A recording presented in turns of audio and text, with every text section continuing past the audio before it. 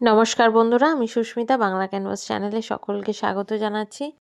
আজকে আমি সবার সাথে শেয়ার করতে চলেছি একটা দারুণ নিরামিষ রেসিপি। সেটা হচ্ছে শিম পাতুরি। শিম পাতুরি কিন্তু অনেকের বাড়িতেই হয়ে থাকে, আর এখন শীতকাল বলে সবার বাড়িতেই মোটামুটি শিম আসছে। তো আপনারা চাইলে এই রেসিপিটা অবশ্যই কিন্তু একবার বানিয়ে দেখতে পারেন, খুব ভালো হয় খেতে। আপনারা সকলেই বাড়িতে বানাতে পারেন। আমি কিভাবে বানাচ্ছি সেটা আপনাদের সাথে শেয়ার করছি। প্রথমেই আমি এখানে শিম নিয়ে নিয়েছি। এখানে আমি 250 থেকে 300 গ্রাম মতো শিম নিয়ে নিয়েছি। শিমগুলোকে খুব ভালো করে জলে ধুয়ে পরিষ্কার করে নিয়ে মাথার দুটো দিক ভালো করে কেটে পরিষ্কার করে নেব। সুতোগুলোকে বার করে নিতে হবে। শিম কাটতে কিন্তু একদমই বেশি সময় লাগে না। শিম কাটা ভীষণ সহজ। জাস্ট দুধার কেটে দিলেই কিন্তু শিমটা ভালো করে কাটা হয়ে যায়। মনে করে কিন্তু অবশ্যই সুতোটা বার করবেন। শিম কাটা হয়ে গেছে, কড়াইতে তেল দিয়ে দিয়েছি। তেল গরম হতেই ফোড়নে 2টো কাঁচা লঙ্কা আর 1 চামচ মতো কালো জিরে দিয়ে দিয়েছি। কালো জিরে আর কাঁচা লঙ্কাটাকে হালকা কিছুক্ষণ 10-12 সেকেন্ড একটুখানি ফ্রাই করে নিচ্ছি। ফোড়নটা থেকে কিন্তু খুব সুন্দর একটা গন্ধ বেরোচ্ছে। আর কাঁচা লঙ্কাটার গায়েও একটু সাদা সাদা স্পট পড়ে গেছে, বুঝতেই পারবেন তাহলে ফোড়নটা ভাজা হয়ে গেছে। এবারেই আমি এখানে ভালো করে ধুয়ে পরিষ্কার করে কেটে নেওয়া এই শিমগুলো দিয়ে দিলাম। শিম ভাজবার সময় অবশ্যই কিন্তু মনে করে এখানে নুন দিতে ভুলবেন না। এখানে 1 থেকে 1.5 চামচ মতো নুন দিয়ে দিলাম।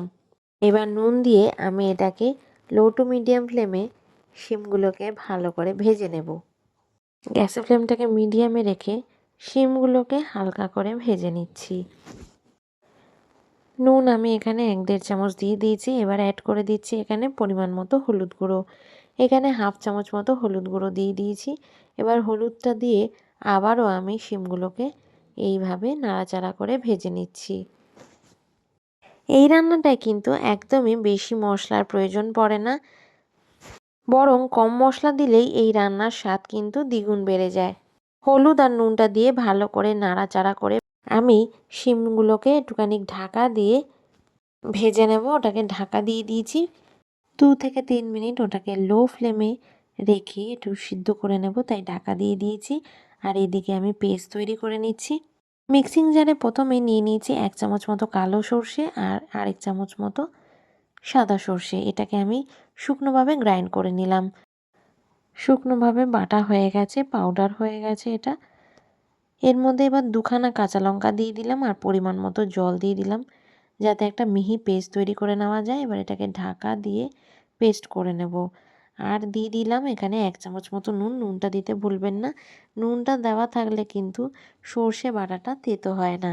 এবার আমি এটাকে একটা মিহি পেস্ট তৈরি করে নিচ্ছি। এদিকে আমি ঢাকাটা তুলে নিলাম। মোটামুটি এই শিমগুলো অনেকটাই নরম হয়ে গেছে। শিম থেকে কিন্তু জল বেরিয়েছে। এই রান্নাতে কিন্তু জলের প্রয়োজন একদমই পড়ে না। এই যে ঢাকা দিয়ে দিয়ে রান্না করছি, শিম থেকে জল বেরোচ্ছে। এই জলেই কিন্তু শিমটা একদম নরম হয়ে যায়। শিমটা মোটামুটি অনেকটাই ভাজা হয়ে গেছে, আর এর থেকে বেশি আমি ভাজবো না। এর মধ্যে এবার বেটে রাখা সর্ষেটা দিয়ে দিলাম। সর্ষে বাটা দিয়ে এবার শিমটাকে খুব ভালো করে এইভাবে মিশিয়ে নিতে হবে। এইভাবে কন্টিনিউ নাড়াচাড়া করব, যাতে মশলাটা ভালো করে শিমের মধ্যে ঢুকে যায়। শিমটাও মোটামুটি নরম হয়ে গেছে। 2 মিনিট মতো এইভাবে নাড়াচাড়া করে নেব।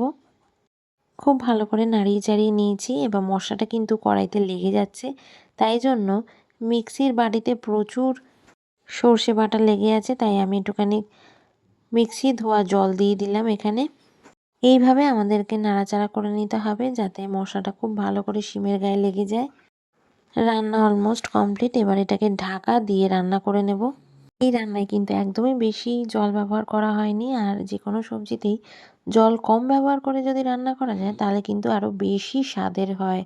এবার এর মধ্যে আমি পরিমাণ মতো চিনি ব্যবহার করলাম। এখানে 1.5 চামচ মতো চিনি দিয়ে দিলাম। যেহেতু একটি নিরামিষ রেসিপি, একটু চিনি দিলে মিষ্টি মিষ্টি তৈরি হয়, আর খেতেও কিন্তু খুব ভালো লাগে। শিম থেকে কিন্তু অনেকটা জল বেরিয়েছে, তাই আপনারা বুঝে এর মধ্যে জলটা ব্যবহার করবেন। শিম পাতুরি হতে কিন্তু একদমই বেশি সময় লাগে না, তাই আবারও এরকমভাবে নাড়িয়ে চাড়িয়ে নিলাম চিনিটা দিয়ে। রান্না আমাদের হয়ে গেছে। এবার গ্যাসের ফ্লেমটাকে বন্ধ করে দেবো। শিম একদম নরম হয়ে গেছে, রান্নাও কমপ্লিট।